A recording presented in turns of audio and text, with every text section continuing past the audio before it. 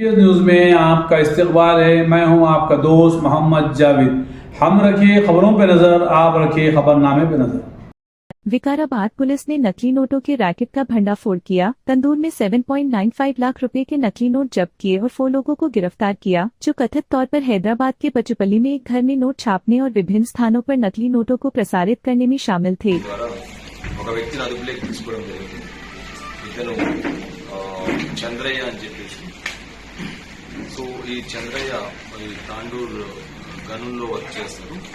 ఈయన బేసికల్ గా ఇతని దగ్గర నుంచి కౌంటర్ ఫీట్ కరెన్సీ ఒక 90 నోట్స్ అంటే 45,000 రూపీస్ ఈచ్ నోట్ వచ్చేసి 500 రూపీస్ డినామినేషన్ తో మనము రికవర్ చేయడం జరిగింది. అతన్ని ప్రశ్నించినప్పుడు ఇతను ఇంకో ఒక వ్యక్తి పేరు కూడా చెప్పడం జరిగింది. అతని పేరు ఇచ్చాపురం జగదీష్ అనే వ్యక్తి ఈ చంద్రయ్యకు ఈ కౌంటర్ ఫీట్ కరెన్సీ నోట్స్ అతను ఇవ్వడం జరిగింది. చంద్రయ్య ఇవి తాండూరు పట్టణంలో కొన్ని ప్లేసెస్ లో అక్కడ ఉండే షాప్ కీపర్స్ కు వాళ్లకు ఇచ్చి ఈ ఒరిజినల్ నోట్స్ తో పాటు counter feet 500 rupee currency notes కలిపేసి పబ్లిక్ ఇవ్వడం జరుగుతుంది. సో దీంతో ఈ ఇచ్చాపురం జగదీష్